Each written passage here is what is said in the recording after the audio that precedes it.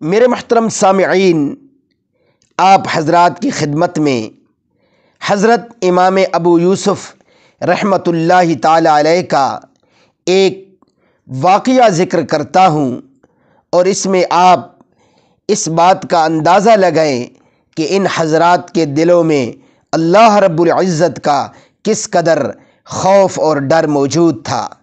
اللہ اپنا یہ خوف اور ڈر ہمیں بھی نصیب فرمائے۔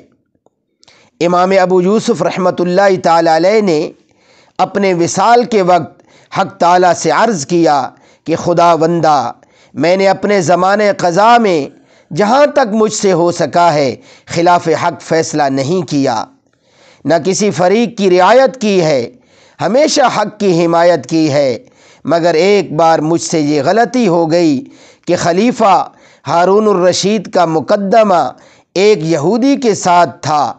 اس وقت میں نے خلیفہ کو اپنی مسند پر بٹھلایا اور خود یہودی کے برابر بیٹھا، حالانکہ ایسا نہ کرنا چاہیے تھا۔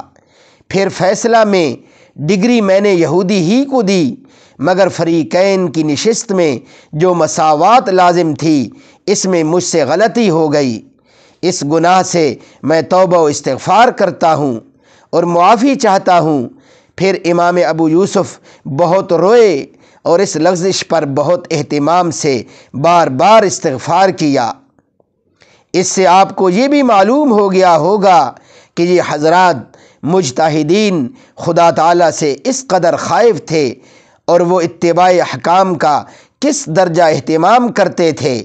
تو کیا ان حضرات کے متعلق یہ وسوسہ ہو سکتا ہے کہ وہ قصداً قرآن و حدیث پر قیاس کو اور اپنی رائے کو مقدم کریں گے اور اپنی رائے کے مقابلہ میں نصوص شریعت کو چھوڑ دیں گے؟